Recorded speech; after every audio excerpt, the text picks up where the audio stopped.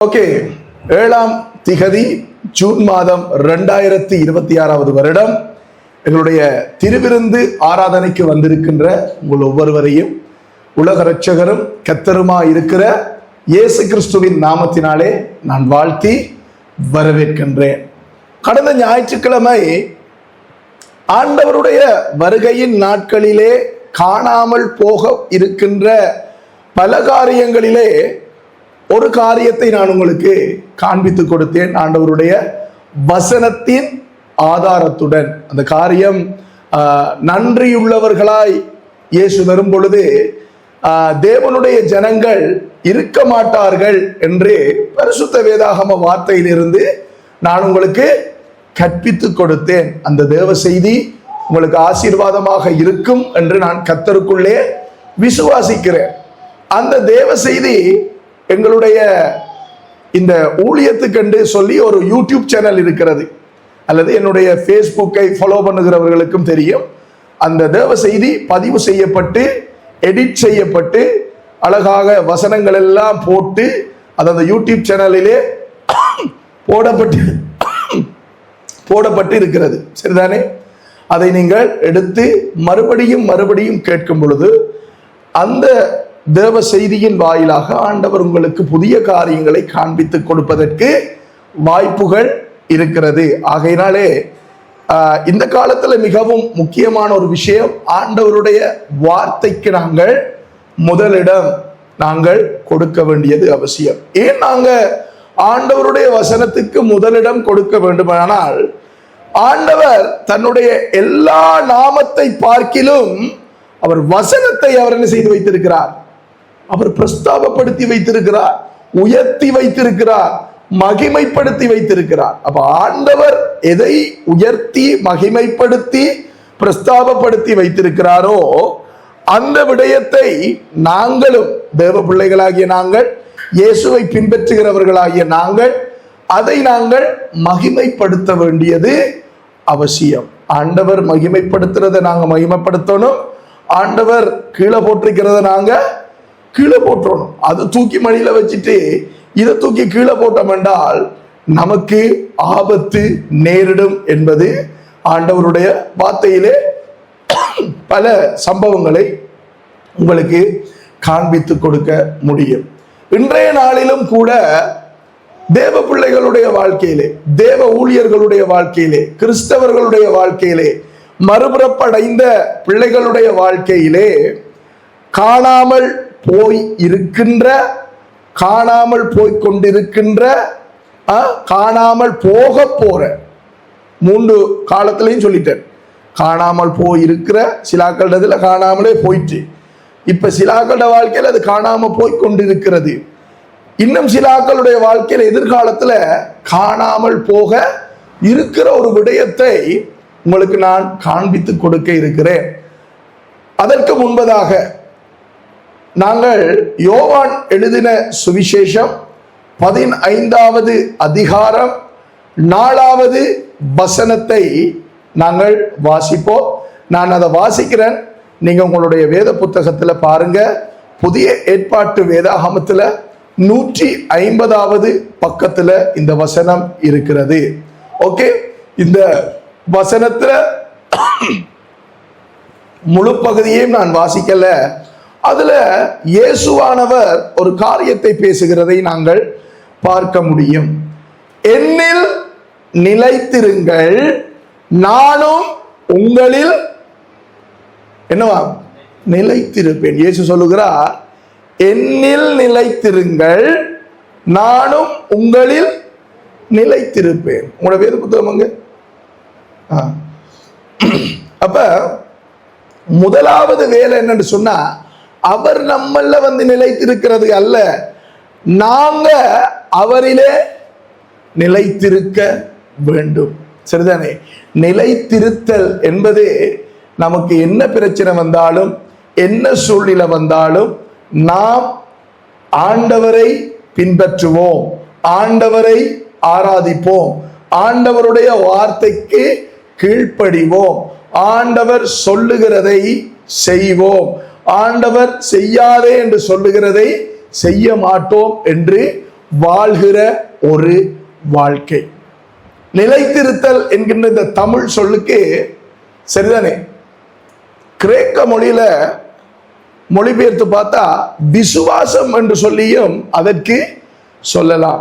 எவன் ஆண்டவரிலே நிலைத்திருப்பான் என்று சொல்லி பார்த்தீங்கன்னு சொன்னா, அவரை விசுவாசிக்கிறவன் தான் அவரில நிலைத்திருப்பான்.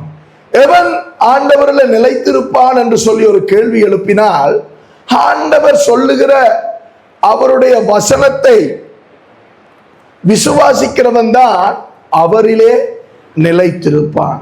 இன்றைக்கு கிறிஸ்தவர்கள் எப்படி நிலைத்திருக்கிறார்கள் என்றால், 50% ஆண்டவர் சொல்லுகிறதிலே நிலைத்திருக்கிறார்கள், 50% ஆண்டவர் சொல்லுகிறதிலே நிலைத்திருப்பது கிடையாது. அப்படிப்பட்டவர்களை நீங்கள் பார்க்க முடியும். கிறிஸ்தவர்கள் என்பது நான் சொன்னது ஒரு விசுவாசிகளை மாத்திரமல்ல, ஊழியர்களையும் சேர்த்துத்தான் நான் பேசுகிறேன்.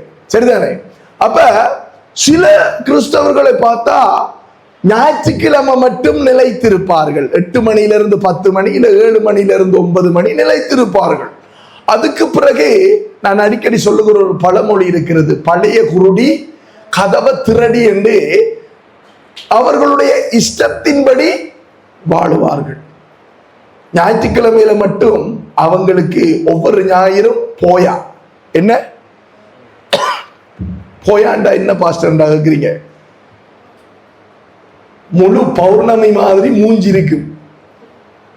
என்ன என்றா பாஸ்டர் பார்க்கக்குள்ள விளங்கோனும் அவர் மகிமையா இருக்கிறாராம் என்று. திங்கக்கிழமை ஆரம்பிச்சண்டா தேய்விர ஆரம்பிக்கும்.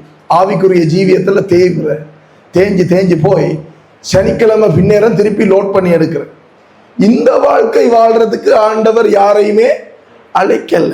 இப்படி வாழ்ற வாழ்க்கை என்ன தெரியுமா? அது மதம். மதத்துல இருக்கிறவன் தான் வெள்ளிக்கிழமை 12 மணி ஆனா என்ன செய்வான்? டக்குன்னு போய் மன்னிப்பு கேட்டு சேப்பாயி கடவுளோட ஒப்புரம் ஆயிடுவான். இல்ல வெள்ளிக்கிழமை பின்னேரம் 5 மணி ஆகி மணி அடிச்சாத்தான் டக்குண்டு என்ன செய்வான்? தட்டுல பழம் அது இதெல்லாம் எடுத்துட்டு போய் செய்வான். மற்றபடி எப்படி வாழுவான்? குடியும் குடுத்தனவுமா இருப்பான், விபச்சாரம் இருக்கும், மோசமான வாழ்க்கை வாழ்வான், பொய் சொல்லுவான். இந்த வாழ்க்கை கிறிஸ்தவ வாழ்க்கை அல்ல. கிறிஸ்தவ ஜீவியம் என்பது எப்படி தெரியுமா?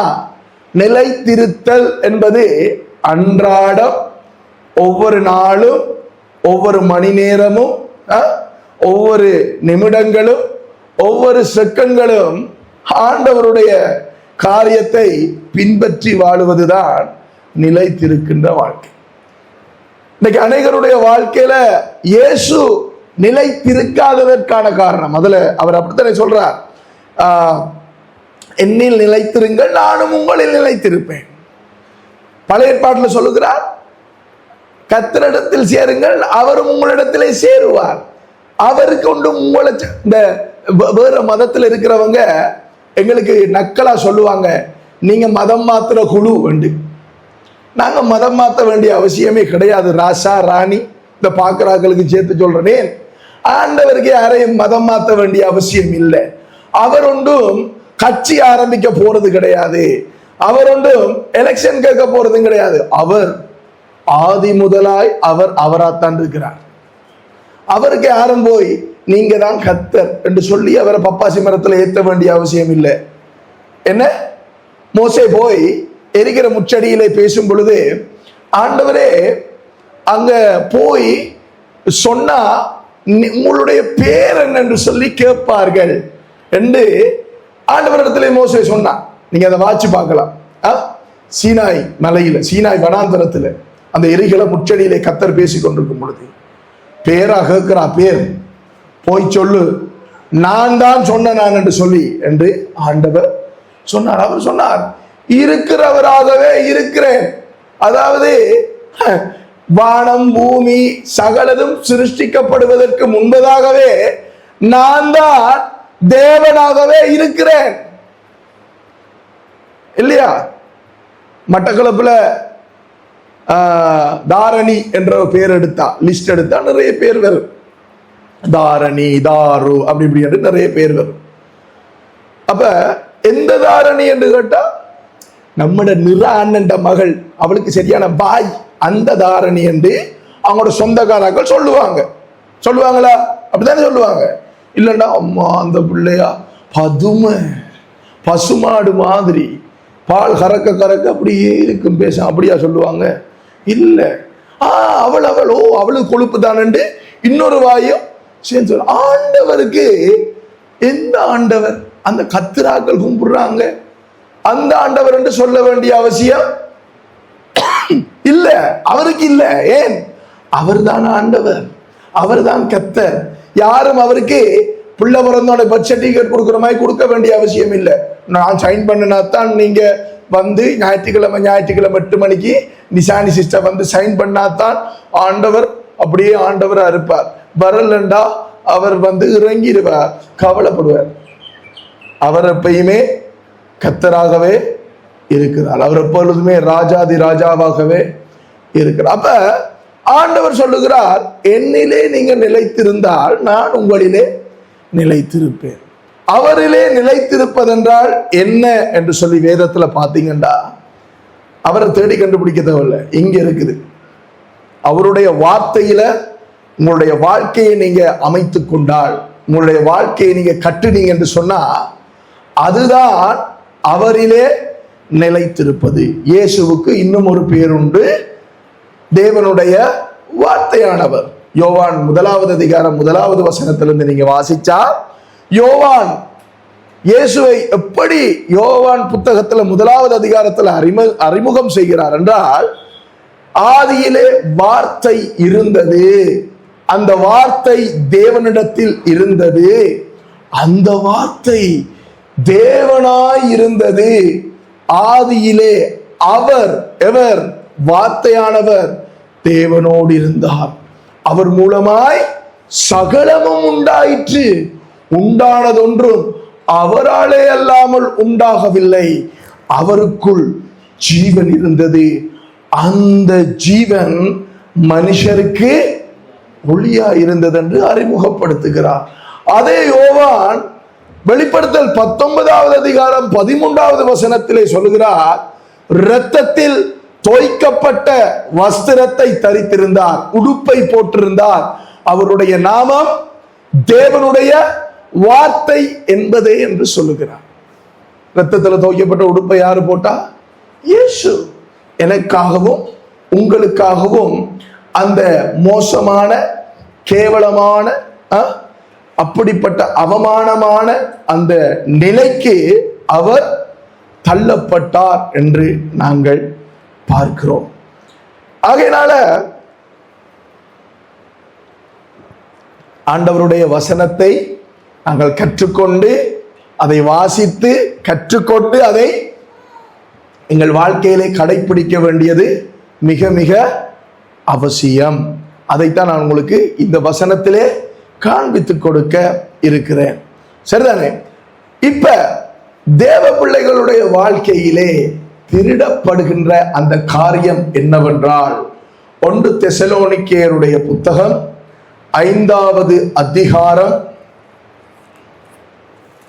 1 தெசலோனிக்கேயருடைய புத்தகம் 5வது அதிகாரம் 17வது வசனத்திலே அந்த பிசாசு திருடுகிற தேவ பிள்ளைகளுடைய வாழ்க்கையிலே காணாமல் போகிற, காணாமல் போய்கொண்டிருக்கிற, காணாமல் போகிற விடயம் ஆவியானவர் அப்போஸ்தலனாகிய பவுலின் மூலமாய் எழுதி கொடுத்திருக்கிறதை பார்க்க முடியும். அந்த வசனம் சொல்லுகிறது, இடை விடாமல் என்ன செய்யட்டான்? ஜெபம் பண்ணுங்கள். என்னண்டு? இடை விடாமல் ஜெபம் பண்ணுங்கள். அந்த வசனம் அப்படியே அந்த இடத்துல தனியே இருக்குது. பாருங்க, உங்களோட வேத புத்தகத்தை தனியே தானே இருக்குது, இன்னொரு வசனத்தோட சேர்ந்து இருக்குதா? அப்ப இடைவிடாமல் ஜெபம் பண்ணுங்கள். ஆண்டவருடைய வசனம் சொல்லுகிறது, நமக்கு எல்லாருக்கும் தெரியும் தானே, இது ஆண்டவருடைய வார்த்தையா? இப்ப வாசிச்சது இல்ல, அது மட்டும் வெளியில வச்சிருங்க, ஜெபம் தானே, வெளியில வச்சிருங்க, மற்றதெல்லாம் எடுத்துக்கொள்வோம். மீன் சாப்பிடுற மாதிரி சதையை மட்டும் எடுத்துக்கொள்ளுவோம், முள்ளெல்லாம் வெளியில போடுவோம். அப்படி இல்லை. 2 தீமோத்தேயு 3:16 சொல்லுகிறது, வேத வாக்கியங்கள் எல்லாம் வேத வாக்கியங்கள் எல்லாம் ஒன்றென்று சொல்லப்பட்டிருக்கா? எல்லாம் தேவ ஆவியினாலே எங்களுக்கு அருளப்படும். அப்ப இந்த வசனமும் தேவ ஆவியானவரினாலே நமக்கு அருளப்பட்ட கொடுக்கப்பட்ட வேத வசனமாகும். ஆகையினால இடைவிடாமல் ஜெபம் பண்ணுங்கள் என்று சொல்லப்படுகிற இந்த வசனத்தை நாங்கள் இடைவிட்டு ஜெபம் பண்ணினால் அது என்ன? நீங்க சொல்லுங்க, உங்களுக்கு தெரியும் என்ன? நீங்க அந்த வசனத்துக்கு கீழ்ப்படியல்ல. கீழ்ப்படியாதால் என்ன நடக்குது? நீங்க பாவம் செய்கிறீர்கள். சிலாக்கள் இப்படி வச்சு சிரிக்கிறாங்க. ஆனா நான் என்ன சொல்ல வரேன்டா, இது தேவ வார்த்தை, நான் பேச வரல. நான் உண்மையாகவே இன்றைக்கு பேச இருந்த தேவ செய்தி வேறு. வேணுமெண்டா என்ற நோட் புக்கை நான் தாரன், நீங்க எடுத்து புரட்டி இன்றைய டேட்டில் பாருங்க. ஆண்டவர் எனக்கு அந்தந்த டேட்டில் கொடுக்குற செய்தியை நான் பேசுவேன், அந்தந்த டேட்டில் போட்டு எழுதுவேன். இந்த தேவ செய்தி 2 நாள் இலுப்படிச்சேனை உபவாச கூட்டத்தில் இந்த செய்தியை நான் 2 நாள் பேசியிருக்கிறேன். எத்தனை நாள்? 2 நாள். அப்ப எத்தனை மணித்தியால செய்தி? 2 மணித்தியால செய்தி. இந்த செய்தியை இன்றைக்கு இந்த சபைக்கு, எங்களுடைய இந்த ஜனத்துக்கு பேசும்படிக்கு ஆண்டவர் என்னை வழி நடத்தினபடினாலே நான் இதை பேசுகிறேன். பேசுவது மாத்திரமல்ல, இந்த வசனத்தை உங்களுக்கு கற்றுக் கொடுக்க விரும்புகிறேன். அப்ப இடைவிடாமல் ஜெபம் பண்ணுங்கள் என்று வேத வார்த்தை நமக்கு சொல்லியிருக்க, ஆவியானவர் நமக்கு வேதத்தில் எழுதி கொடுத்திருக்க, நாங்கள் இடை விட்டு ஜெபம் பண்ணினால் அது பாவம். கர்த்தருடைய வசனத்துக்கு கீழ்ப்படியாதது பாவம்.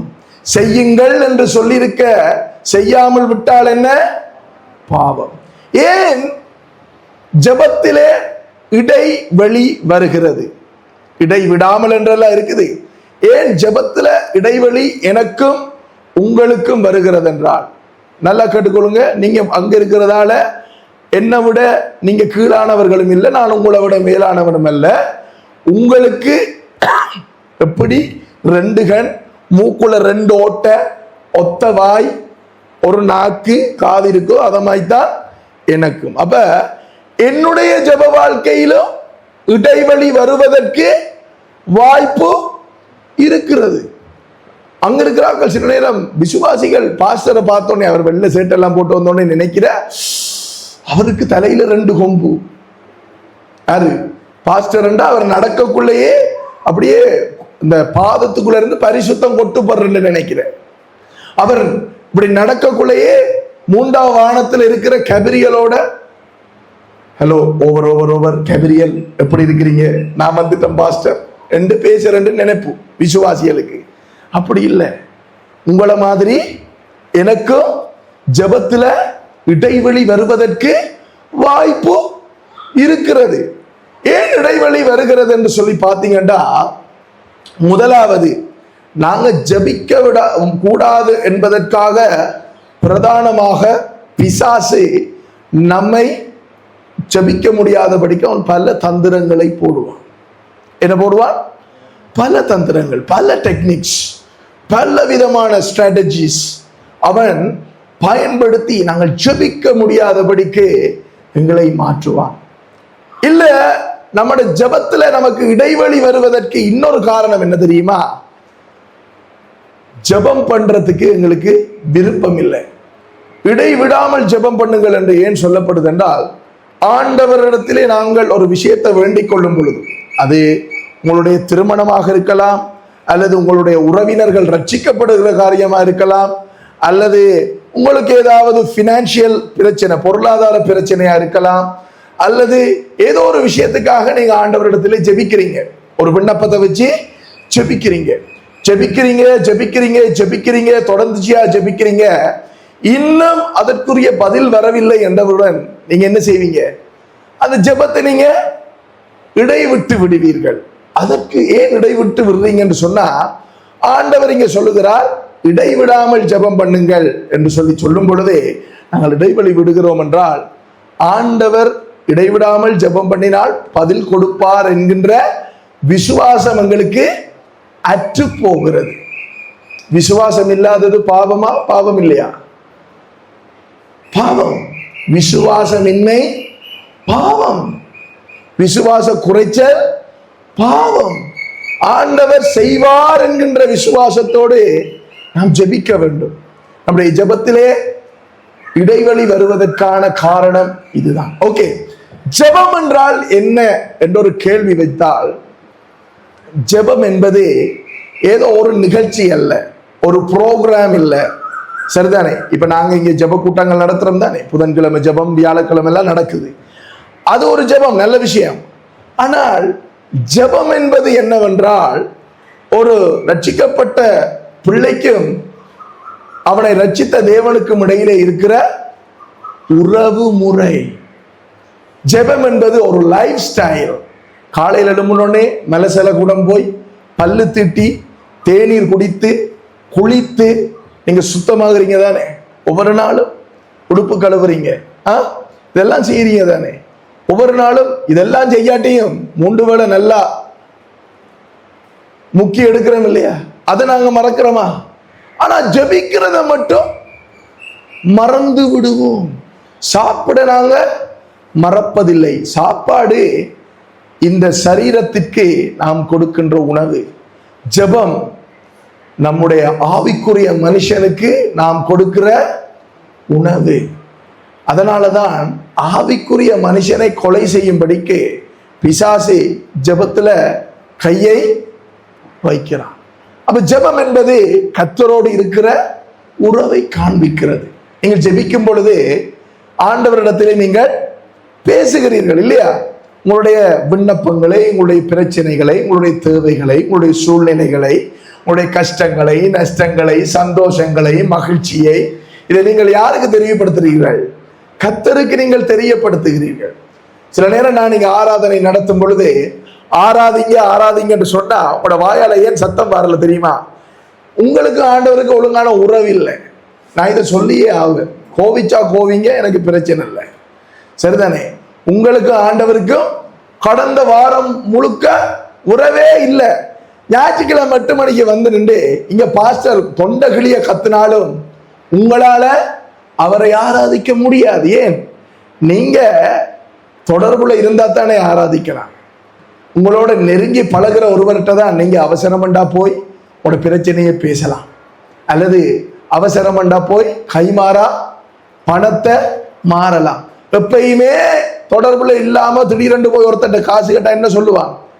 இவர் இவ்வளவு நாளும் கதை பேச்சு இல்லை, இப்ப வந்திருக்கார் மாஸ்டர், காசு வேண்டிட்டு போறதுக்கு மட்டும், காசுக்கு மட்டும்தான் நான் தேவை என்று அவன் சொல்லுவான். அப்ப நாங்க ஜெபிக்கும் பொழுது ஆண்டவரோடு நாங்கள் என்ன செய்கிறோம்? உறவிலே இருக்கிறோம். கணவன் மனைவி உறவுல நாங்க சும்மா சொல்லுவோமே, மனைவிட்ட கணவன் சொல்ற எதுவும் பேசுறதா சொல்லுங்க, 8 to 9 மணிக்கு வரைக்கும் தான் பேசலாம், 9 மணிக்கு பிறகு பேசலாது. அப்படியா பேசுவாங்க கணவன் மனைவி? பிள்ளைகள் பெற்றோர் உறவுல பிள்ளைகள் வருது பேச, என்ன விஷயம்? இப்ப பேசலாது, 5 மணிக்கு வாங்க பேசுவோம். 5 மணிக்கு தானே வார நீங்க பேசுறதுக்கு, இப்ப பேசலாது போங்க. அப்படியா நாங்க நடக்கிறது? நாங்க அந்த உறவுல எப்படி இருக்கிறோம்? அது என்ன, ஒரு டைமை எலோகேட் பண்ணி இந்த டைம்ல தான் பேசுறேன்னு இருக்கா? இல்லையே, நாங்க பேசுறோம் இல்லையா? ஜெபம் என்பது அப்படித்தான். ஆண்டவரோட நாங்க எப்பொழுதும் பேசிக்கொண்டிருக்க வேண்டும். நான் மோட்டார் பைக்கில் தனியே போக்குள்ளையும் ஆண்டவரோட பேசுவேன். அந்த பழக்கத்துல சில நேரம் மனைவி பின்னால் இருந்தாலும் மனைவியோட பேசாம ஆண்டவரோட பேசி கொண்டு போவேன். நான் பேசுவேன், எனக்கு என்னெல்லாம் வருதோ நான் பேசுவேன், நேசுவேன், எல்லாம் செய்வேன் ஆண்டவரோட. அதைத்தான் ஆண்டவர் என்ன செய்கிறார்? எதிர்பார்க்கிறார். அப்ப நீங்க சொல்லலாம், ஆண்டவர் சொன்னாரே அந்த அறையை பூட்டிட்டு, அது ஏன் சொன்னாருண்டா, பரிசேயரும் வேதபாரரும் எப்ப பார்த்தாலும் ஜெபிக்கிறனோட ரோட்டுல வந்து நின்று புதுனம் காட்டுறேன். சிலாக்கள் வீட்டுல ஜெபிக்கிறல்ல, ஆண்டவரோட உறவில்லை, ஜெபம் பண்ணுவோமா என்று அந்த புதுனம் காட்டுறேன். அதுக்கு தான் ஆண்டவர் சொன்னா, நீ புதுனம் காட்டாத ரோட்டுல போய் நின்று நீ ஜெபிக்கணும்டா உன்னுடைய அறையை பூட்டி நீ அந்தரங்கத்தில் இருக்கிற பிதாவினிடத்திலே நீ வேண்டிக்கொள் என்று சொன்னான். சரிதானே? ஜெபிக்கிறண்டா சிலர் சொல்லுவாங்க 4 மணித்தியாலம் 5 மணித்தியாலம் ஜெபிக்க வேண்டும் என்று. அப்படி ஜெபிக்கிறதுக்குரிய வாய்ப்பு இருந்தா நீங்க இருந்து ஜெபம் பண்ணுங்க. வேலைக்கு போறவங்க அப்படி ஜெபிக்கிறோமா? முடியாது. அதனால நீங்க எழுந்திருந்து, சும்மா சொல்லுவோமே 6:30க்கு நீங்க உங்களோட வேலைகளை ஆரம்பிக்க போறீங்க. அப்ப நீங்க ஒரு 6:15 ஒரு 6 மணிக்கோ எழுந்திருந்து நீங்க என்ன செய்யலாம்? ஆண்டவரிடத்துல, ஆண்டவரே இந்த புதிய நாளுக்காய் நன்றி, உண்மை ஸ்துதிக்கிறேன், உண்மை ஸ்தோத்தரிக்கிறேன் ஜெபிக்கலாம். ஒரு அரை மணி நேரம், ஒரு 15 நிமிஷம் ஜெபிக்கலாம். ஜெபிச்சதுக்கு பிறகு நீங்க எழும்பி அங்கால போய் மற்ற வேலைகளை செய்யும் பொழுதோ ஆண்டவரோட நீங்க பேச. ஜெபம் என்பது அது ஒரு சடங்கு மாதிரி நீங்க நினைக்காதீங்க. ஜெபம் என்பது நீங்க ஆண்டவரோட பேசுவது. வேத வாசிப்பு என்பது தேவன் ஆண்டவர் உங்களோட பேசுவது. ஆண்டவர் என்னோட பேசின காரியங்களைத்தான் நான் உங்களுக்கு தேவ செய்தியாக பிரசங்கமாக அதை தயார்படுத்தி கொண்டு வந்து உங்களுக்கு நான் தந்து கொண்டிருக்கிறேன். அப்ப இடைவிடாமல் தொடர்ச்சியாக நிலைத்திருந்து நாம் ஜெபிக்க வேண்டும். அவ்வாறு நாம் செய்யாவிட்டால் தேவனுடைய வார்த்தையை நாம் மீறுகிறோம், கர்த்தருக்கு கீழ்ப்படியாமல் நடக்கிறோம். தேவனுடைய வசனத்துக்கு கீழ்ப்படியாதது பாவமாக எண்ணப்படும். ஓகே, மத்தேயு வேணாம், பிலிப்பியர் 4வது அதிகாரம் 6வது வசனத்தை பாருங்க. நீங்கள் ஒன்றுக்கும் கவலைப்படாமல், என்ன சொல்லப்படுது? நீங்கள் ஒன்றுக்கும் கவலைப்படாதீர்கள் என்று வேதம் சொல்லுகிறது. இயேசு சொன்னார், நீங்கள் கவலைப்படுவதினால் உங்களுடைய கையில ஒரு முழத்தை கூட்ட முடியுமோன்னு சொன்ன. ஏன் ஒன்றுக்கும் கவலைப்படாதீங்கள் என்று ஆண்டவருடைய வார்த்தையில் எழுதப்பட்டிருக்கின்றா, நாங்கள் நிச்சயமா கவலைப்படுவோம் என்று அவருக்கு தெரியும். என்னத்தை தான் எழுதி வச்சாலும் நாங்க கவலைப்படுவோம், எங்களுக்கு கவலை வரும் என்பது ஆண்டவருக்கு நன்கு தெரியுமா? தான் அவர் சொல்லுகிறாரு, வாயிலிருந்து சொல் பிறவாததுக்கு முன்னமே நான் அறிந்திருக்கிறேன். ஏன் இடைவிடாமல் ஜெபம் பண்ணுகிற என்று அறிந்திருக்கிறான்டா, நாங்கள் இடைவெளி விடுவோம் என்பது ஆண்டவருக்கு தெரியும். நாங்க ஜெபத்தை நித்தாட்டுவோம், நாங்க ஜெபிக்க மாட்டோம், எங்களுடைய ஜெபத்துல இடைவெளி வரும் என்பது கர்த்தருக்கு தெரியும். அதனாலதான் இடைவிடாமல் ஜெபம் பண்ணுங்கள் என்று அங்கே வேதத்திலே எழுதப்பட்டிருக்கிறது. ஆண்டவர் 3 வேளையும் நன்றாய் சாப்பிடுங்கள், சாப்பிடுவாயாக என்று எழுதினாரா? ஏன் எழுதல? அது சொல்ல தேவையில்லை, அது நம்மளே செய்வோம். இன்று ஞாயிற்றுக்கிழமை தோறும் நீ காதியாரில் பிரியாணி சாப்பிடுவாயாக, சாப்பிட்ட பின்பு ஸ்பிரைட் குடிப்பாயாக. இப்படி ஆண்டவர் பேசல. ஏன் பேசல? நம்ம இதெல்லாம் சொல்லாமலே செய்வோம். பொய் சொல்லாதிருப்பாயாக, ஏன் சொன்னார்? அது சொல்லாம விட்டிருந்தா இப்ப கொஞ்சம் கொஞ்சம் சொல்றாம வண்டையா சொல்ல புளிய தள்ளி இருப்போம். என்ன சொல்லிருப்போம்? வண்டையா புளிய தள்ளி இருப்போம். அதனாலதான் ஆண்டவர் சொன்னார், டே பொய் சொல்லாதடா என்று சொன்னார். என்னை அன்றி உனக்கு வேற தேவர்கள் உண்டாயிருக்க வேண்டாம் என்று ஏன் சொன்னார் தெரியுமா? என்னத்தை சொன்னாலும் நம்ம கோயிலுக்கு போய் அந்த தெய்வத்தை கும்பிடாட்டியும் வீட்டுல ஏதாவது ஒன்று தெய்வமா நாங்க வச்சிருப்போம். காசு, நகை, வீடு, சிலாக்களுக்கு அதெல்லாம் தெய்வம், சிலாக்களுக்கு பிள்ளைகள், சிலாக்களுக்கு வேற வேற சாமான, சில ஊழியர்களுக்கு தங்களுடைய ஊழியம் தெய்வம். ஆகையினாலதான் ஆண்டவர் சொன்னார், என்னை அன்றி உனக்கு வேறே தேவர்கள் உண்டாயிருக்க வேண்டாம் என்று சொன்னார். இங்கே அவர் சொல்லுகிறார், நீங்கள் ஒன்றுக்கும் கவலைப்படாமல். ஏதாவது ஒன்றுக்கு கவலைப்படலாம் என்று சொல்லியிருக்காரா? எல்லாத்திலையும் ஏதாவது 2-3 கவலைப்பட்டுக் கொள்ளு, அந்த மிச்சத்துக்கு கவலைப்படாது அப்படி சொன்னாரா? ஒன்றுக்கும் கவலைப்படாமல் எல்லாவற்றையும் குறித்து, என்னத எல்லாவற்றையும் குறித்து நீங்க, நான் உங்களுக்கு சொல்லித்தாரேன், நான் என்ன பத்தி நான் இப்படித்தான் சொல்லித்தாரேன். உங்களுக்கு ஒருத்தனுக்கு அடிச்சு முகத்தை உடைக்கணும் ஒரு கோபம் வருதா? ஆண்டவரே இவனுக்கு அடிக்கணும் போல இருக்கு ஆண்டவரேன்னு சொல்லுங்க. அதுவும் ஒரு ஜெபம் தான். என்னால ஏழு ஆண்டவரே, ஆனாலும் நீர் சொல்லியிருக்கிறீர், கிறிஸ்துவுடனே கூட சிலுவையில் அறையப்பட்டேன், நீ நானல்ல நீரே பிழைத்திருக்கிறீர், என்ன காப்பாத்தும் ஆண்டவரே. அப்படி ஜெபம் பண்ணுங்க. ஆண்டவரே இவளை பார்க்கக்குள்ள எனக்கு நல்லா வாயில வருது, ஆனால் பேச முடியாதே ஆண்டவரே, வீணான வம்பான வார்த்தைகள் வாயிலிருந்து புறப்படக்கூடாது என்று நம்முடைய வார்த்தை சொல்லுகிறதே ஆண்டவரே என்று ஜெபம் பண்ணுங்க.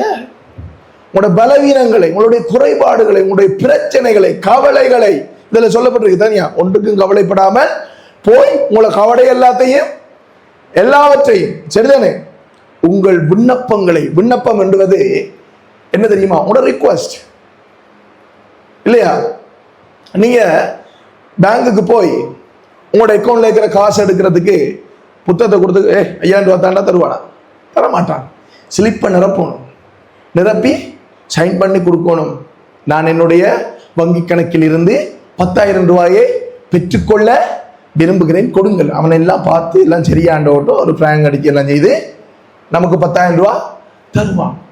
கார்டை போட்டு மெஷின்ல எடுக்கக்குள்ள எங்கட பேங்க் கார்டு தான் வருது, மெஷின் சொல்லுமா, நம்மட பேங்க் கார்டு தான் வருது பாப்பம். அதுல ரீட் பண்ணிடும், யார் வந்திருக்கிறா என்னன்னு சொல்லி எல்லாம் ரீட் பண்ணும். அதுல கேமராவும் இருக்கு, வந்திருக்கிறவர் அவர் தானா இல்ல வேறொருவர் வர காத்திருக்க வேணுமான்னு எல்லாம் பார்க்கும் அந்த மெஷின்.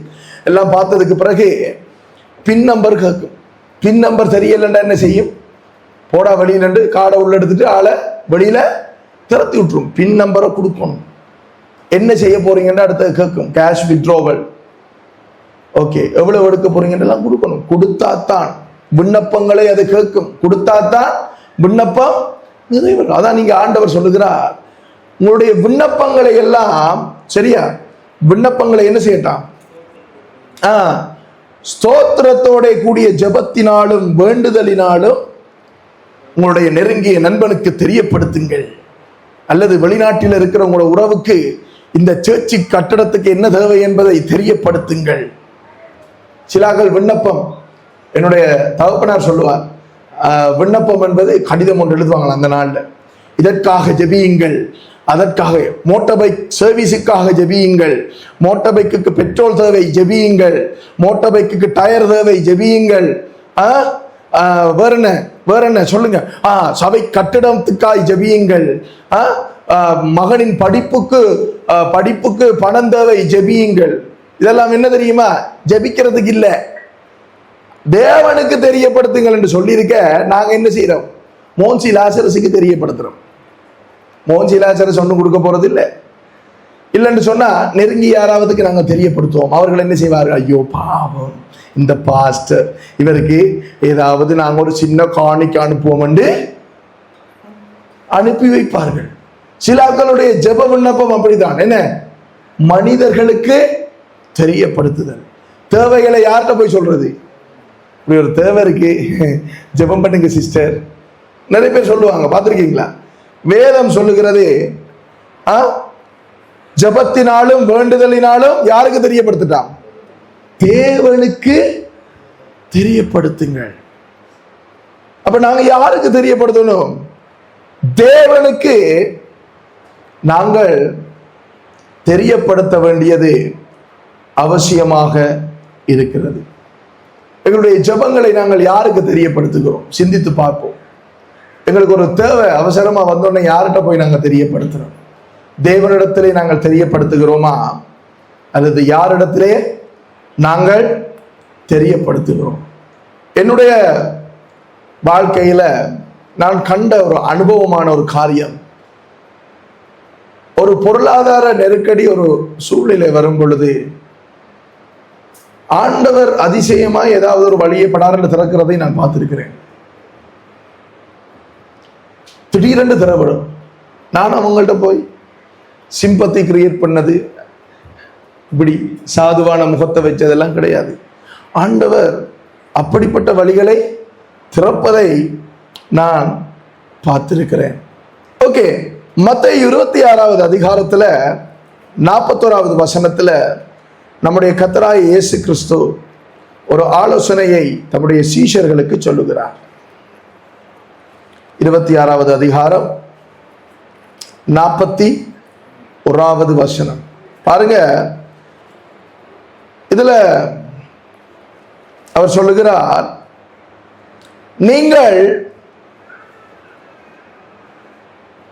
நீங்கள் சோதனைக்கு உட்படாதபடிக்கு விழித்திருந்து ஜெபம் பண்ணுங்கள். ஆவி உற்சாகம் உள்ளதுதான், மாம்சமோ பலவீனம் உள்ளது என்றார். சீஷர்களை பார்த்து இயேசு சொல்லுகிறார், நீங்கள் சோதனைக்கு உட்படாதபடிக்கு என்ன செய்யட்டாம், ஜெபம் பண்ணுங்கள். இந்த இடத்துல குறிப்பிடப்பட்டிருக்கின்ற சோதனை என்பது தேவன் எங்களை சோதிக்கின்ற அல்லது பரிசோதிக்கின்ற சோதனை கிடையாது. பிசாசானவன் கொண்டு வரப்போகின்ற சோதனையை நீங்களும் நானும் அங்கே சீஷர்கள் கையாளும்படிக்கு நீங்கள் என்ன செய்ய வேண்டும், ஜெபம் பண்ணுங்கள்.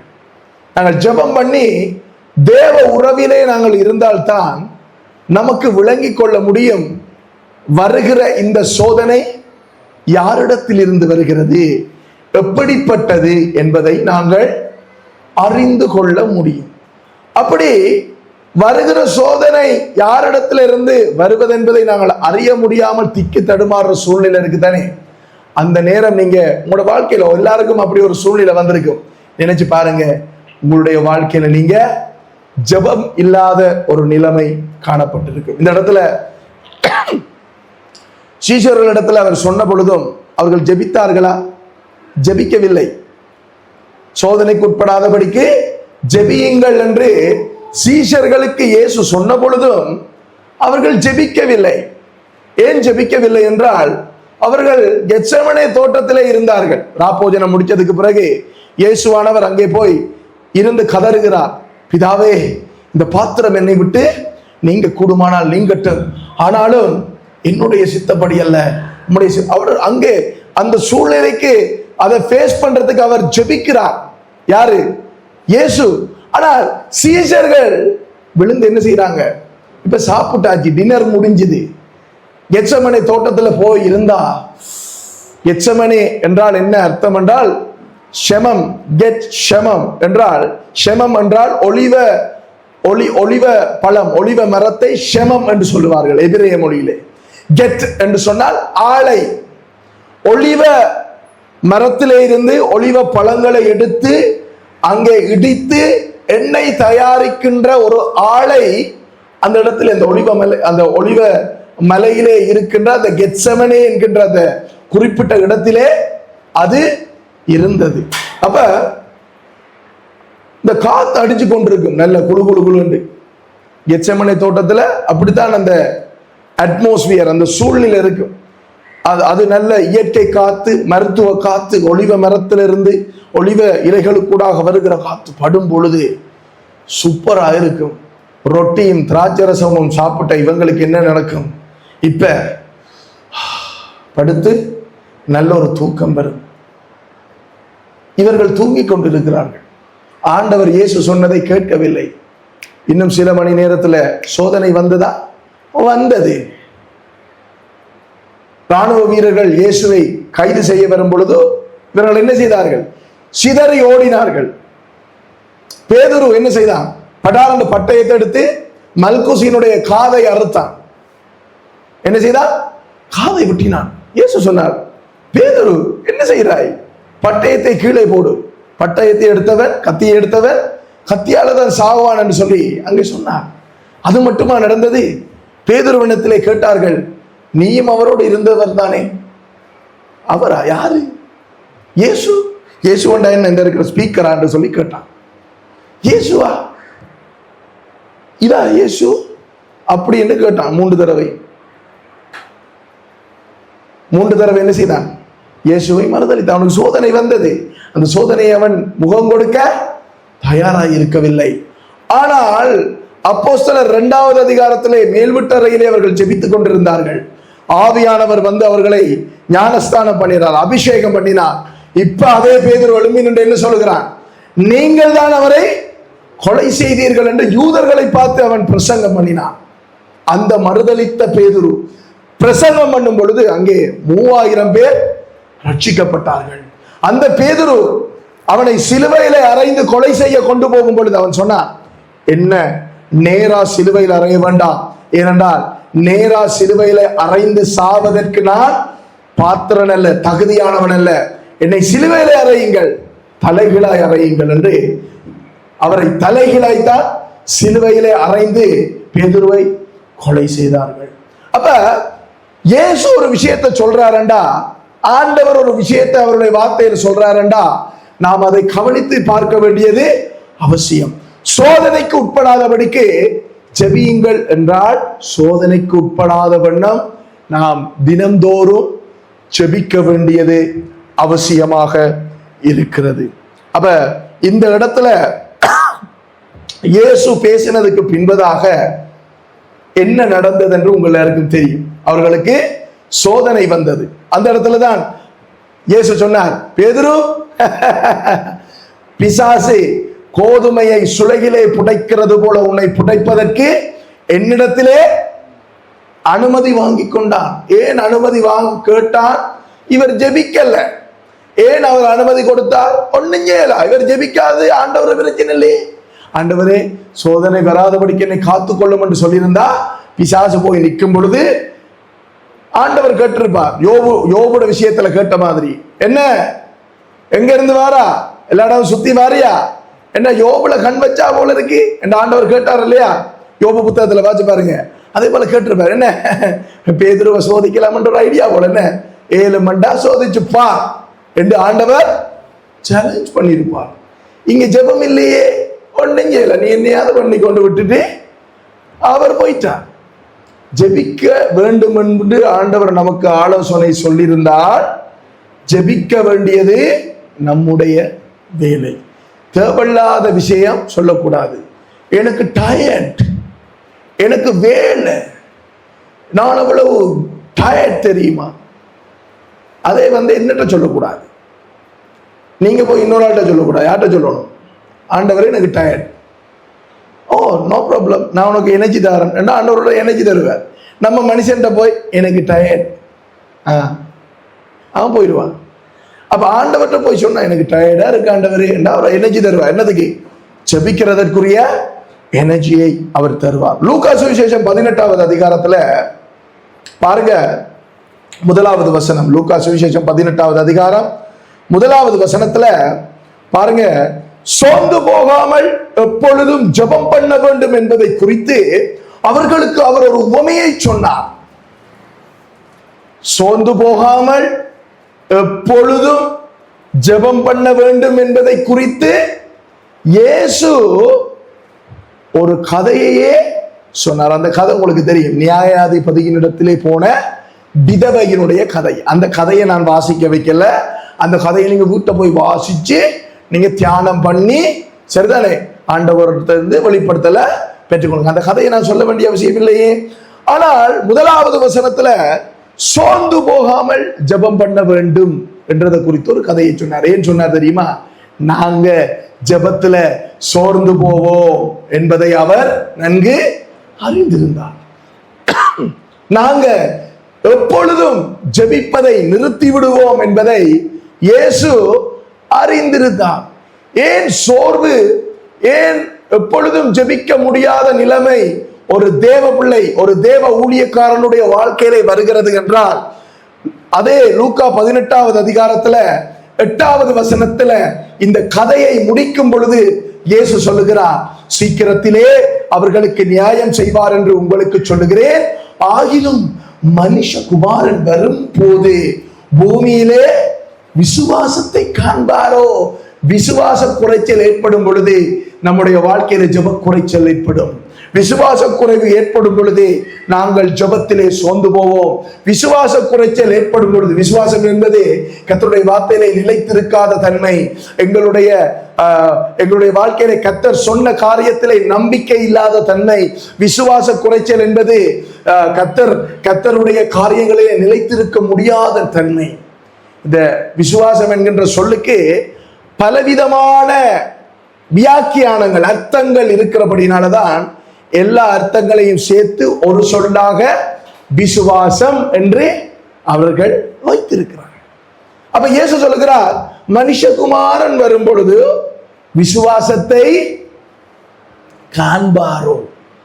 ஏன் ஜெபம் இல்லாம போனா விசுவாசம் எப்படி வரும்?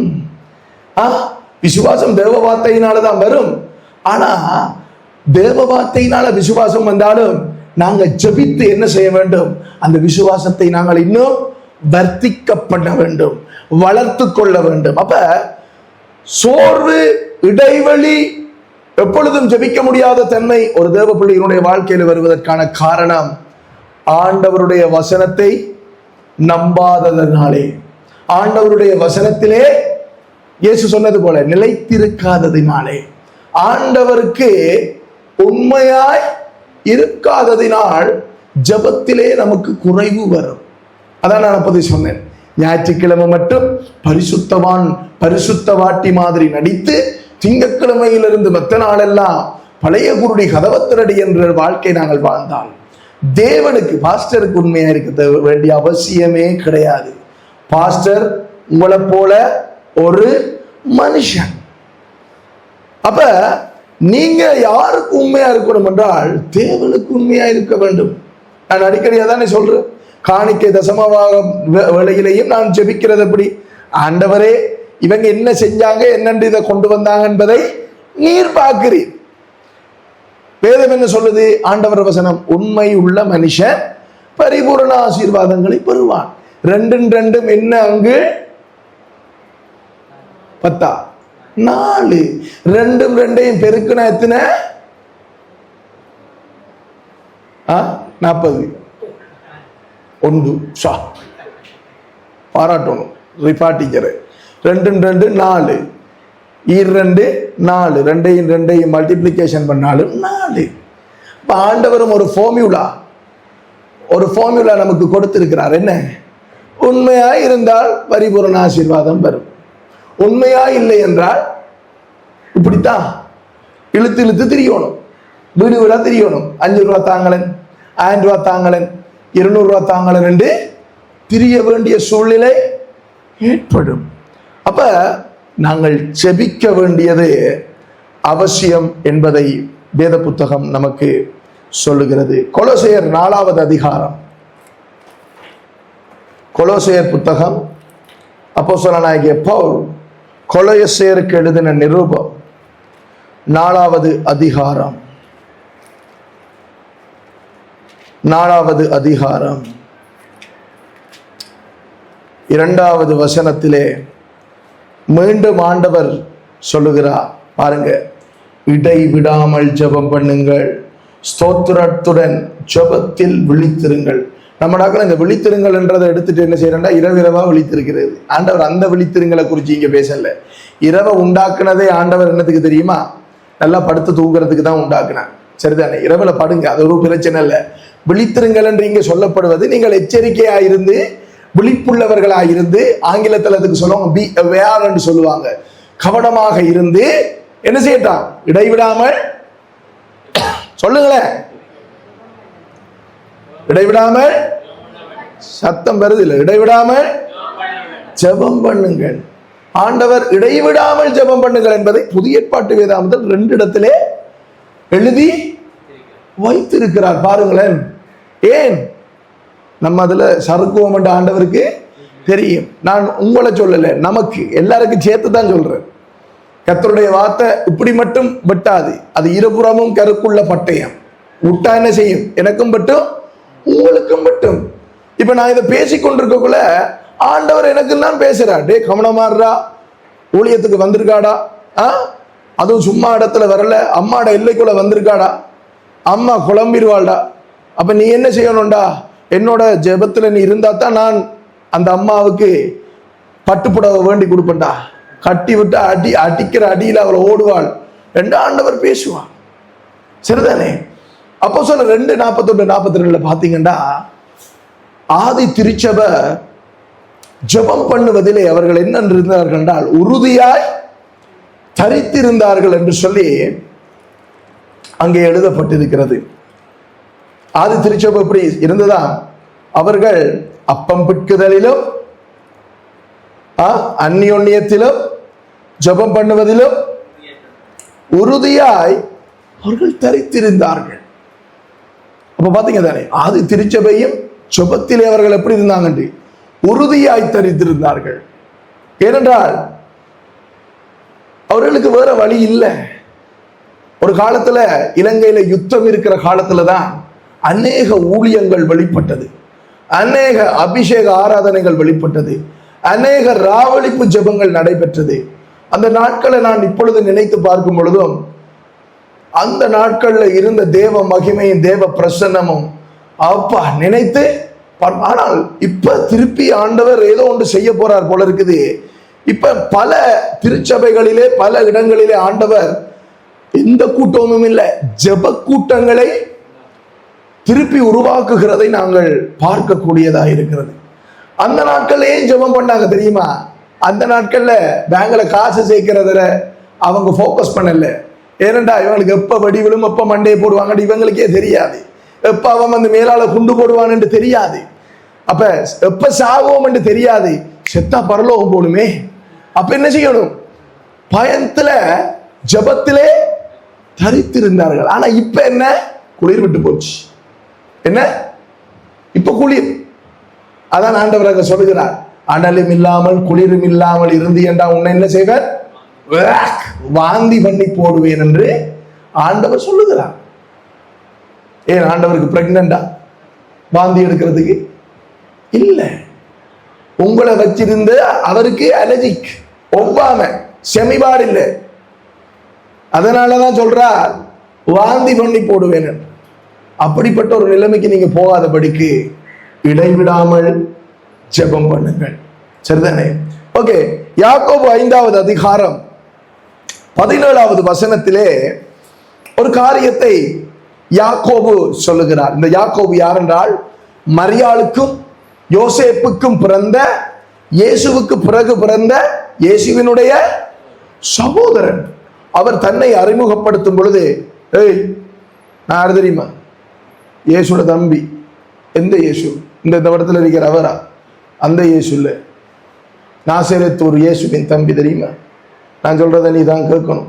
அப்படி அறிமுகப்படுத்தினாரா? இல்ல. 1வது அதிகாரம் 1வது வசனத்தை பாருங்க. தேவனுக்கும் கர்த்தராகிய இயேசு கிறிஸ்துவுக்கும் ஊழியக்காரனாகிய யாக்கோபு.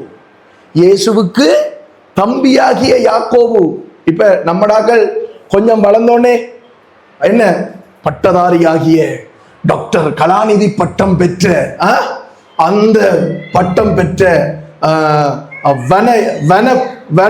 ரெவரண்ட் பிஷப் என்றெல்லாம் போட்டுருவாங்க. ஆனால் யாக்கோபு இயேசுவின் தம்பி, இயேசுவின் சகோதரனாகிய மரியாளுக்கும் யோசேப்புக்கும் பிறந்த மூத்த குமாரனாகிய யாக்கோபு என்று எழுதியிருக்கலாம். ஆனால் அவர் சொல்லுகிறார், என்ன சொல்லுகிறார்? தேவனுக்கும் கர்த்தராகிய இயேசு கிறிஸ்துவுக்கும் ஊழியக்காரன், வேலைக்காரனாகிய யாக்கோபு என்று தன்னை அறிமுகப்படுத்துகிறார். 5வது அதிகாரத்துல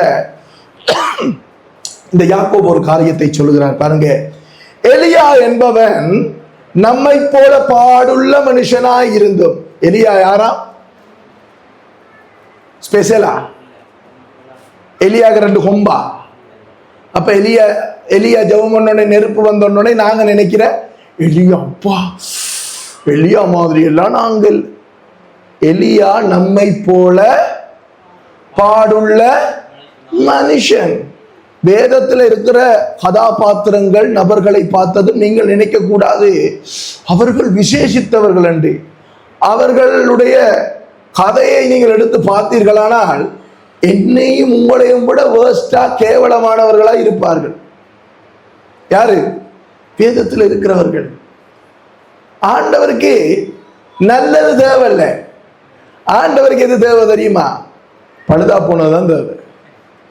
ஆண்டவர் ஒரு நாளும் சன்ஃபென்சி ஹவுஸுக்கோ பவுசிச்சுக்கோ போய் சாமான் பண்றது கிடையாது. ஆண்டவர் எப்ப பார்த்தாலும் கள்ளியங்காட்டு ரோட்டெல்லாம் போயில இயேசுவுக்கு. ஏன்? அங்கதான் சிறிநாடான் இருக்கார். பழைய சாக்கு, இத்து போன சைக்கிள், இதெல்லாம் அங்கதான் இருக்கு. வேதத்துல நீங்க காண்பீங்க, அவன் திறமை உள்ளவனும் நல்லவனும் புண்ணியவானுமாய் இருந்தான். இல்ல. ஆபிரகாமை ஏன் தெரிந்து கொண்டார்? அவர் நல்லவரா இருந்தாரா? இல்ல அவர் கல்தேயாவுல ஊர் என்னும் பட்டணத்துல ஸ்தோத்திரம் ஆண்டவரே ஸ்தோத்திரம் ஆண்டவரே என்று அந்நிய பாஷையில ஜெபித்துக் கொண்டிருந்தாரா? போய் ஜெபித்துக் கொண்டு இருக்கும் பொழுது, ஆபிரகாமே நான் உன்னை ஆசீர்வதிக்க போகிறேன் வா அப்படி கூப்பிட்டாரா? ஆபிரகாம் கல்தேயாவுல சிலை செதுக்கி அதை கும்பிட்டு கொண்டிருந்தார். ஆபிரகாம் கல்தேயாவுல சாத்திரம் பார்த்து கொண்டிருந்தார். அவருக்கு இந்த தேவன் யார் என்பதே தெரியாது. அப்படிப்பட்டவரை அழைத்து தான் சொன்னார். என்ன சொன்னார்? நான் உன்னை ஆசீர்வதிக்க போகிறேன், நான் காண்பிக்கும் தேசத்துக்கு போ. இஸ்ரேல் ஜனங்களை உங்களோட ஒப்பிட்டு பாருங்க, எத்தனை தடவை அவங்க மறுதளித்தாங்க. ஒருவேளை இஸ்ரவேல் யூதர்களை ஆண்டவர் தெரிந்து கொண்டதன் நோக்கம் இயேசுவை அந்த சந்ததிக்கூடாக கொண்டு வந்து என்ன செய்யறதுக்கு? இந்த உலகம் முழுவதையும் ரட்சிப்பதற்கு, மற்றபடி வேறொன்றுக்கும் அவர்களை தெரிந்து கொள்ளல. ஒருவேளை ஆண்டவர் கெனடியை தெரிஞ்சு கொண்டிருந்தா, கெனடி உன்னுடைய டெய்லர் ஷாப்பை விட்டு வா, உன்னை காண்பிக்கும் தேசத்துக்கு போ. அவர் ஒரு தேசத்துக்கு போறாரு பல வருஷத்துக்கு பிறகு, தேசத்துக்கு போ என்று தெரிஞ்சிருந்தா, ஒருவேளை பழைய ஏற்பாட்டுல 39 புத்தகம் இல்லாம 2-3 புத்தகத்துல இத மாதிரி ஆயிருக்கும் பைபிள். ஏன் கெனடி புல விட்டுருக்க மாட்டார் இல்ல, கெனடி 2-3 விட்டுருப்பார், 2 கொடுத்திருப்பார் ஆண்டவர். அதுக்கு பிறகு அவர் திருந்திருப்பார், அதோட பிரச்சனை முடிஞ்சு. ஆனா யூதர்கள் புத்தி சொல்லுவார். எத்தனை தீர்க்கதரிசிகள் எழுப்பினார், எழுப்பி அனுப்ப அவனும் என்ன செஞ்சான்? அட்டிச்சான், கொண்டான் அவனுங்களா.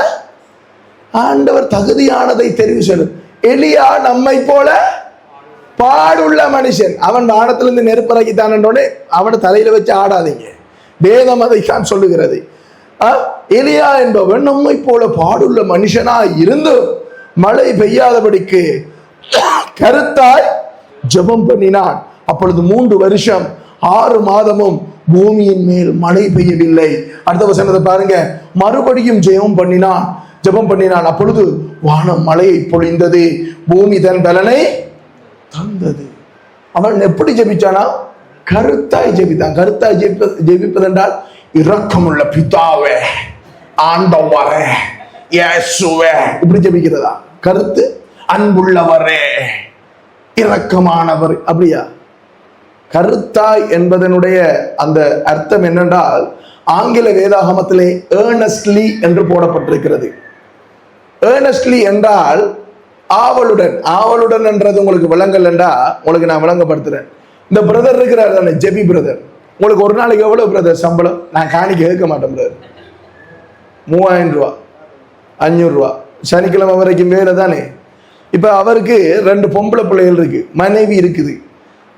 அவர் வேலைக்கு போய் உழைத்து கொண்டு வந்து என்ன செய்யணும்? தன்னுடைய குடும்பத்தை பார்க்க வேண்டும். அந்த பொறுப்பு இருக்கிறதால அவர் என்ன செய்வார் தெரியுமா? கருத்தாய் வேலை செய்வார். அவர் ஒரு நாள் லீவ் எடுத்தா உங்களுக்கு சம்பளம் கொடுப்பாங்களா பிரதர்? தரமாட்டாங்க பிரதர். நீங்க உங்களுக்கு என்ன கொழுப்பா? நீங்க பஸ் பிடிச்சி பாலச்சேனைக்கு போய் வர அவருக்கும் 4ஆம் சம்பளம் தான் கொடுப்படுது. ஆனால் ஏன் போகிறார்? அந்த வருமானத்தை எடுத்து கொண்டு வந்து தன்னுடைய மகளோடு சந்தோஷமா இந்த குடும்பத்தை வாழ்வதற்கு. அப்ப செய்கிற வேலைக்கு அவங்க என்ன செய்யறாங்க? கஷ்டப்பட்டு பாடுபட்டு பஸ் ஏறி போய், அவருக்கு நேற்று இடுப்பு வலி, ஜெபி பிரதருக்கு பாரம் எல்லாம் தூக்கி இதெல்லாம் செய்கிறோமே, உழைத்து கொண்டு வந்து, அதுதான் ஏர்னஸ்ட்லி, கருத்தாய் பிள்ளைகளை குடும்பத்தை பார்க்கணும் என்கின்ற அந்த பொறுப்பு. அதே போல நாங்க ஆண்டவரிடத்திலிருந்து பதிலை பெறும்படிக்கு விழாப்புடியாய் கஷ்டப்பட்டு ஆவலோடு நிலைத்திருந்து நம்பிக்கையோடு என்ன செய்யணும்? சத்தங்கான ஜெபம் பண்ண வேண்டும். அதைத்தான் எலியா செய்தான். எலியா அப்படி செய்ததனாலே என்ன நடந்தது? 3 வருஷமும் 6 மாதமும் மழை பெய்யாதபடிக்கு ஆண்டவர் என்ன செய்தார்?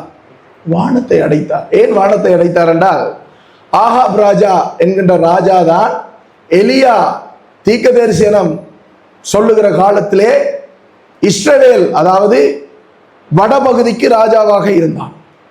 அவன் ஜெசபேல் என்கின்ற ஒரு பொம்பளையை கல்யாணம் முடிச்சான். இந்த ஜெசபேல் யார் என்று சொன்னால், சீகோன் என்று சொல்லப்படுகிற அந்த தேசத்தினுடைய கடவுளாகிய பாகாலினுடைய பூசாரியினுடைய மகள். அவனுடைய அப்பாட பேர் தமிழ் வேதாகமத்தில் ஏத் பாகால் என்று இருக்கும். ஏத் பாகால் என்பது அவருடைய பேர் அல்ல, பாகாலினுடைய ஆசாரியன், பாகாலினுடைய பூசாரி என்பது அவனுடைய அந்த புனைப்பேர், அந்த உவமை பேர். அப்ப இந்த பாகால் என்னத்துக்கு தெய்வம் என்றால் இயற்கைக்கு தெய்வம், வானத்தின் தெய்வம். அவன் நினைச்சாத்தான் மழை கொடுப்பாவாம். சாரி, அவன் இல்ல, அவர் நினைச்சாத்தான் விவசாயம் பெறுமாம் என்று இவர்களுடைய நம்பிக்கை. அதான் எலியா வந்து சொன்னார். சரி சரி, எலியாண்டா என்ன தெரியுமா அர்த்தம்? கர்த்தரே தேவன். எலியோ என்றால் என்ன அர்த்தம் தெரியுமா? கர்த்தரே, அவன் கர்த்தரே தேவன் என்று நிரூபிக்கிறதுக்கு பிறந்தவன் எலியா. அதான் அவனுக்கு பேர் எலியா. எலியா வந்து சொன்னான், பாகால் தானே தெய்வம் என்றீங்க, சரி போங்களன், பாகால்கிட்ட சொல்லுங்களன், மல்லையை கொண்டு வர சொல்லி என்றுட்டு அவன் போயிட்டான். இதுக்கு பிறகு 3.5 வருஷம் ஆகா எலியாவை தேடுறான். தேடி இவன் போய் என்ன செய்தான்? அவன் கேரி தாத்தங்கரையில நல்லா படுத்து நித்துற. எங்க? கேரி ஆத்தங்கரை. ஏண்டா யோர்தான் நதியெல்லாம் பத்தி போகுது. கேரி தாத்தங்கரையில தான் அதுல ஒரு சின்ன ஒரு கலப்பு மாதிரி ஒரு சின்ன குளம் இருந்தது. அந்த இடத்துல குழுகுலண்டு இவர் படுத்து கிடக்கிறார். அங்க காக்கா வந்து சாப்பாடு கொடுக்குது. இவர் ஜொலியா இருக்கிறார். பாசிக்குடால போய் ஹோட்டல் புக் பண்ணி படுக்கிற மாதிரி இவர் படுத்துட்டார். இவன் தேடுறான், மழை இல்லை, பஞ்சம், நெருக்கம். பிறகு ஆண்டவர் சொல்லுகிறார் எலியாக்கு, இப்ப நீ போ, ஆகாபுக்கு உன்னை காண்பித்து போட்டு அவன் சொல்லுகிறான், இப்ப நான் ஜெபிப்பேன், மழை வரும். அப்ப எலியாட சத்தத்தை ஆண்டவர் கேட்பாரானால் நானும் நீங்களும் இம்மாத்திரம் நம்முடைய சத்தத்தையும் கேட்பாரா? கேட்பார். அவருக்கு செவிடு இல்லை, சரியா? அவர் கோவிந்தன் ரோட்டில் போய் அந்த இயரை கடவுள் இருக்கு, அதுல அவர் செவிட்டு மிஷின் பூட்ட வேண்டிய அவசியம் ஆண்டவருக்கு கிடையாது. அதான் நான் அடிக்கடி சொல்லுகிற ஒரு வசனம், வாயிலிருந்து புறப்பட முதலே அவருக்கு தெரியும். பகலின் உஷ்ண வேளையிலே ஆற்றச்சி கறியோட நல்ல தயிரெல்லாம் வச்சு ஆபிரகாமோட வீட்டுல சாப்பிட்டு இருக்கக்குள்ள ஆபிரகாமிட்ட கர்த்தர் சொல்லுகிறார், ஆபிரகாம், குறித்த அந்த நாள்ல நான் வருவேன், அப்பொழுது உனக்கு ஒரு குமாரன் இருப்பான். சொல்லும் பொழுது பின்னால் இருந்த குசினிக்குள்ள இருந்து இந்த கிழட்டு சாரா எனக்கு எப்படி வரும் என்று அது சிரிச்சது. சிரிக்கும் பொழுது ஆண்டவர் ஆபிரகாமிட்ட சொன்னார், உண்ட மனுஷி, அவளுக்கு வாய்க்கொழுப்பு கூட அப்படி சொல்லல, அவள் சிரிக்கிறாள், அவளுடைய நகைப்பு உண்மையாய் மாறுப்பார். அது உண்மையாக மாறியது. அவள் பிள்ளைக்கு என்னென்று பேய்த்தாள், கர்த்தர் என்னை நகைக்க பண்ணினார் என்று சொல்லி, சிரிக்க பண்ணினார் என்று சொல்லி ஈசாக்கு என்று பெயர் வைத்தாள். ஆண்டவருக்கு தெரியும், ஆண்டவர் கவனிக்கிறார், உங்கள் முறுமுறுப்புகளை கவனிக்கிறார். வனாந்திரத்திலே அவர்கள் முறுமுறுத்தார்கள், கவனித்தார், பாம்புகளை அனுப்பினார், அழித்தார். அவருக்கு எல்லாம் தெரியும். He is notifying everyone. He is noticing. உங்களை பார்க்கிறார், உங்களை கவனிக்கிறார், உங்களோட மொபைல் போனையும் பார்க்கிறார், எல்லாத்தையும் பார்க்கிறார், எவ்ரிதிங், எல்லாத்தையும் பார்க்கிறார். கவனமா இருக்கணும். நாங்க பேசுகிற வார்த்தைகள், சிந்திக்கிற சிந்தனைகள் எல்லாம் மிகவும் அவதானமா இருக்கணும். லேசுப்பட்ட வேலை இல்லை, ஆண்டவர் எல்லாத்தையும் பார்க்கிறார். ஆகையினால உங்களுடைய ஜெப வாழ்க்கையில இடைவெளி வந்திருந்தால், இது ஒரு அருமையான நாள், இதுவே ரட்சணிய நாள், இதுவே நேரம். இப்ப நாங்க எழுந்திருந்து ஜெபம் பண்ணி ஆண்டவரிடத்துல மன்னிப்பு கேட்டு, ஏற்கனவே மன்னிப்பு கேட்க சொன்னேன், கேட்டீங்களோ தெரியாது. சிலாக்கள் மன்னிப்பு கேட்கறது, ஆனா ஜெபம் பண்ணாததுக்கெல்லாம் மன்னிப்பு கேட்கறது இல்லை, வேதம் வாசிக்காததுக்கெல்லாம் மன்னிப்பு கேட்பதில்லை. அதற்கெல்லாம் கேட்க வேண்டும், கேட்க வேண்டும். ஏன் வேதம் வாசிக்காததுக்கு மன்னிப்பு கேட்கணுமா? ஓ, சங்கீதம் 1 அதிகாரம் 2வது வசனம் சொல்லுகிறது, இரவும் பகலும் கர்த்தருடைய வேதத்தில் பிரியமாய் இருக்கிற மனுஷன் பாக்கியவான், ஆசீர்வதிக்கப்படுவான்.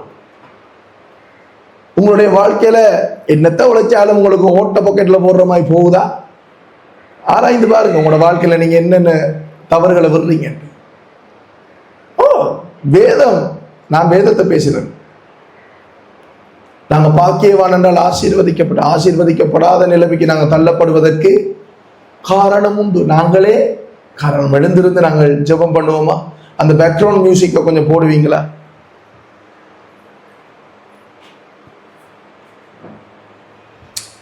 ஜெபம் பண்ண ஆரம்பிங்க. நீங்க ஜெபம் பண்ணுங்க. நான் உங்களுக்கு சொல்லித்தர வேண்டியதில்லை. நான் புரோக்கர் இல்லை.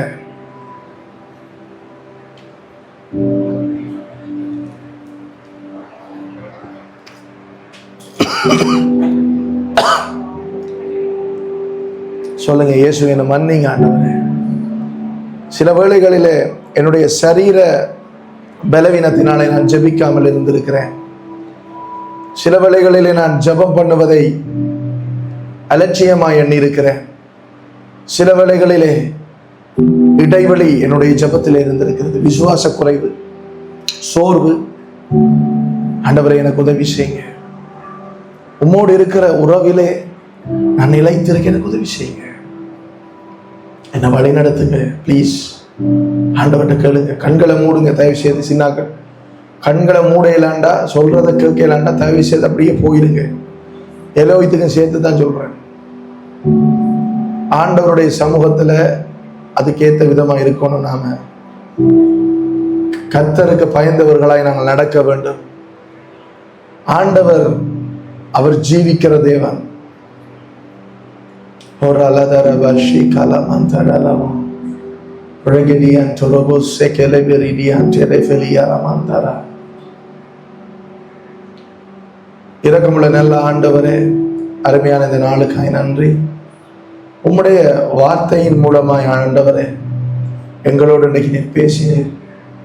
நாங்கள் இடைவெளி விடாதபடிக்கு எங்களுடைய ஜெப வாழ்க்கையிலே, திருச்சபையிலே நடக்கிற ஜெப கூட்டங்களிலே நாங்கள் வந்து கலந்து கொள்ள, உற்சாகமாய் வர, ஆண்டவரே உம்முடைய ராஜ்யத்தையும் உம்முடைய நீதியையும் முதலிலே தேட எங்களுக்கு உதவி செய்வீராக.